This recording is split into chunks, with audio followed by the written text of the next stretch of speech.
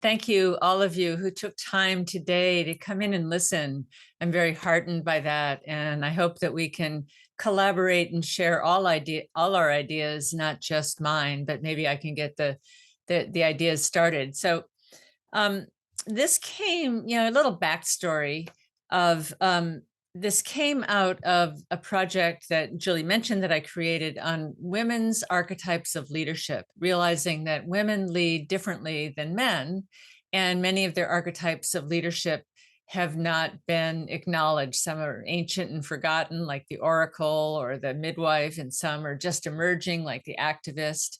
And one of the archetypes is the peacemaker. Let's see if I can hold this in the right place with my Zoom. There she is. Well, she's got a map behind her. Uh, but anyway, it's the peacemaker. And because of that, I was asked to do this talk for Peace Week in Unity Earth, which is a big, huge organization that broadcasts all over the world. And so I put together this 50-minute talk. And out of that, I got invited to be here. And I will, at the end, put the link to that 50-minute video if you want, because it'll have all the statistics. But I'm going to start by just reading, here it is, the evocation on the card. Each card is written from the point of view of I, meaning the archetype speaking directly, she, information about the archetype, and you, when you are working with that archetype. But this is the peacemaker. And so I'm just going to begin reading from her because our topic is women in peace right now. I am the peacemaker.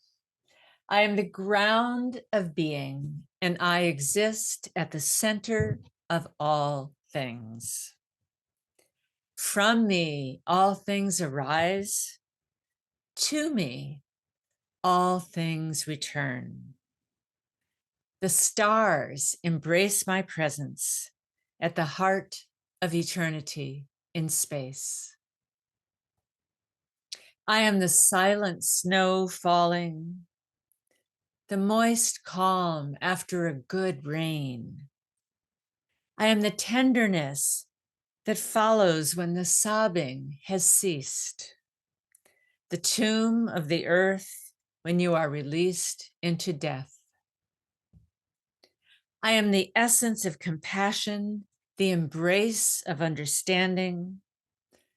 I am the balm of forgiveness rubbed upon the deep wounds of betrayal. I am the antidote to war, within and without. I am the soft sigh of relief at the end of your day and the deep sleep that regenerates. Few know me, yet I am your true essence. Few seek me, yet I am always seeking you. Few find me, yet I am ever present. I am integration, rest, and stillness. I am not empty, but pregnant with possibility. So I just want to presence that peace is not just what happens politically. It is also something we generate within ourselves. And if we can't generate it within ourselves, how can we make it in the world? You know, Julia Butterfly Hill said, if we don't have peace with the earth, we will never have peace on the earth. And that our moving away from nature and our understanding of ecology is part of what engenders wars. But looking at the role of women in specific in Peacemakers, and I know there's some men on this call, and I welcome you very much. This is not to not include you by any means, but you'll see why women have played sort of a minor role and yet an important role in peacemaking. But I want to go back about, to 411 BC, to ancient Greece, when Aristophanes wrote the play Lysistrata. And Lysistrata is the story of the main character, whose name is Lysistrata. And the women of the time, at the height of the Peloponnesian War that was between Athens and Sparta. And at that time, Lysistrata gathered women from both sides of the conflict who were all fed up with, losing their fathers and their husbands and their sons, and the cost and the suffering of war. And they said, what can we do? So women on both sides of the conflict decided they were going to withhold all sexual relationships from their men until men waged peace. And so they did. And the play is a comedy of all the attempts of the men to get their sex, to have sex with the women, who all refused, and the women's camaraderie. And then at the end, finally, the men say, okay, okay. And they go to the Parthenon and they negotiate peace, and peace was had. And a wonderful celebration was had by all. Now, of course, this is a fictional tale. This was a comedy written by Aristophanes, but it heightens the role of women in the peacemaking process. And as I was researching for this card and doing deeper research for the talk, I found a lot of statistics that show how integral and important women are to the peace process. So if you'll bear with me a moment while I just recite a few little statistics to illustrate it. And this is about gender equality and the peace in countries, their tendency to go towards violence, the way they handle violence when it happens. So one study looked at the power of women in the home. Do they have equality? They looked at property and inheritance rights, rights in marriage, divorce, and custody. They didn't mention abortion specifically, but I would imagine that would figure in there. And the level of violence against women in the home. And they found that the more power women have in the home, the more stability there is in that nation, and the decreased propensity for violence all around, not just militarily, but domestic violence, street violence, all kinds. That the more women just had empowerment in the home and equality, the more peaceful it was. And when these were unfavorable to women, they had a lack of freedoms, there was more autocracy, there was more corruption in government, and more internal conflict in that country.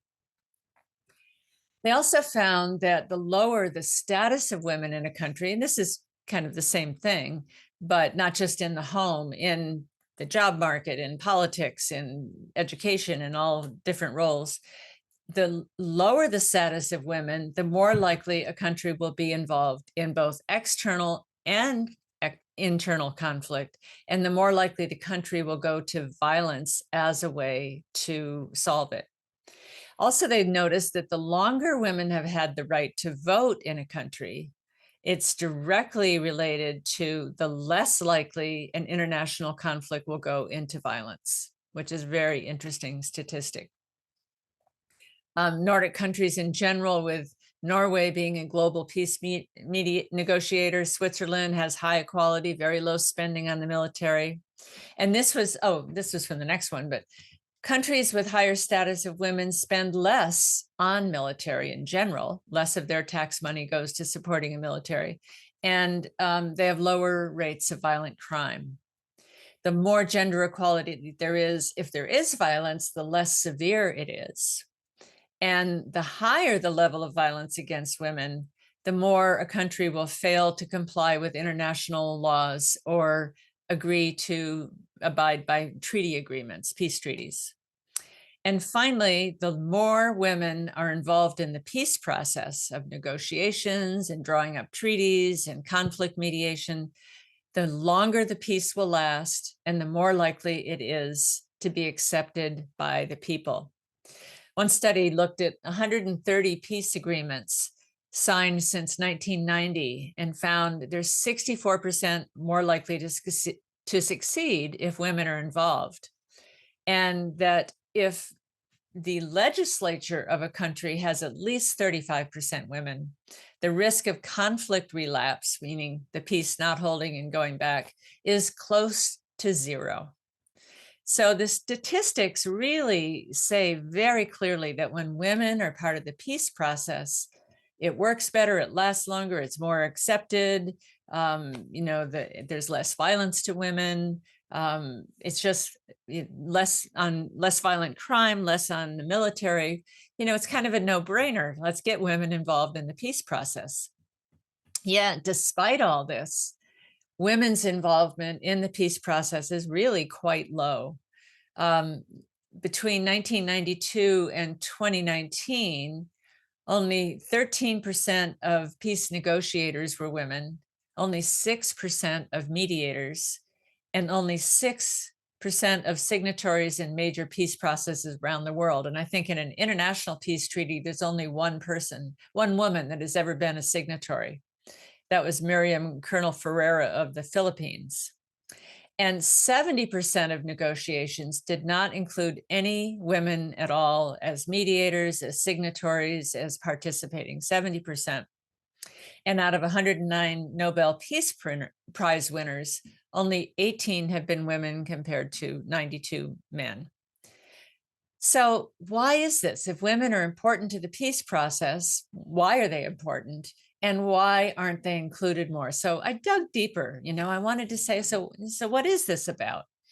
And, one thing I found was that violence has been masculinized. It's not that men are more violent by nature. I don't believe that they are.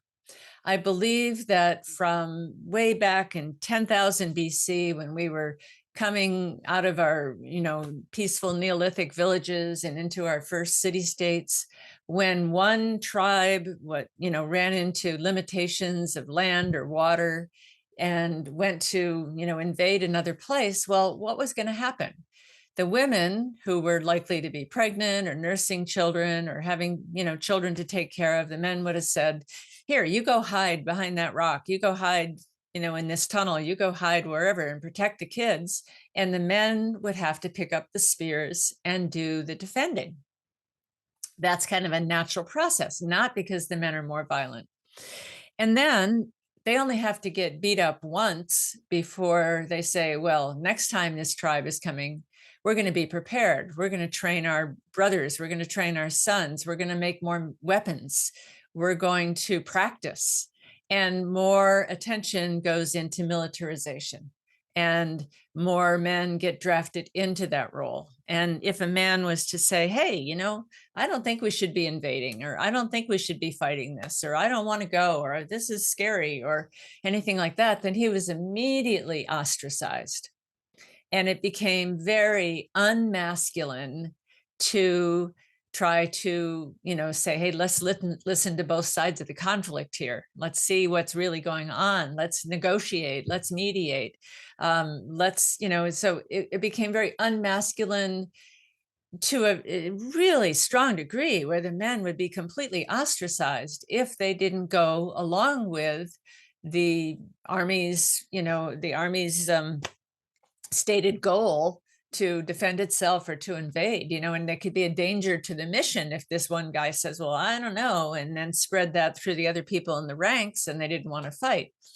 So over time, if you look at this, you see that, young boys are given soldiers and tanks to play with and told that's masculine. Maybe they, have this time with their father where they go out hunting and they get to work with guns. And then we have, of course, the movies that are just, so violent. And, the masculine guy is holding a gun in his hand. And, the feminine woman is in a short little skirt with perfect hair and high heels, at his side. And this is like sold to us over and over and over again, so that, without knowing it, without consciously creating that, violence is masculine. When men go to war, and when it's, like happening in the Middle East and there's been an attack, then that response has to be even bigger. The response has, and this is what we've got going on.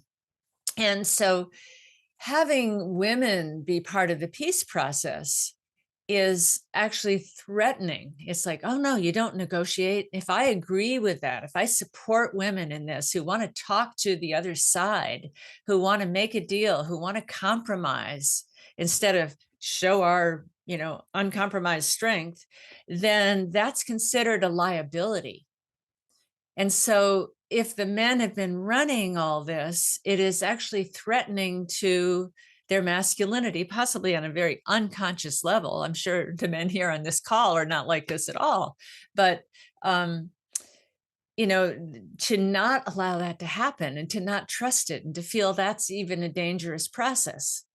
When in reality, the dangerous process is not allowing women to be part of peace negotiations, to not allowing women's opinions. And, what is it that women do? Because they're not necessarily out front as leaders, they're more trusted by the people. They can talk to people behind the scene. They can find out what the issues are. They can negotiate. They're seen as honest brokers.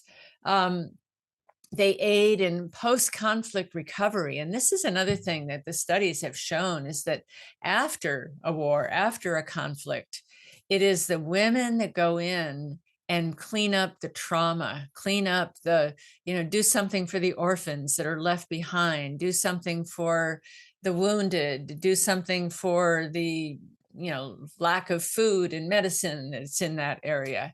They're the ones cleaning it up after the men, and yet they don't have much say at all as to how conflict is resolved and what we do about it. So this has to be changed. It has to be changed in our media to stop the masculinization of violence. I mean, that's one thing. And even though, any of the men that I know in my personal life are not violent men. They don't support, wars. They don't support military conflict in general. It is still this, it's incumbent to all of us to start to shake that. I hope that there's a day when people walk out of movies that are violent. So we also need to get more women as part of the peace process and study what it is that women do. And the conflict resolution, they challenge militarism, they strengthen multilateralism, they prevent the advance of weaponry. And they say, no, we need this to feed the children. We need this to feed our schools. They represent other uses. They use mediation and they're more trained in mediation. They strengthen democracy. They address inequalities, which are often behind conflict. Financial inequalities, status inequalities. They strengthen gender relations, and they work with both sides, trying to find a peace in the middle.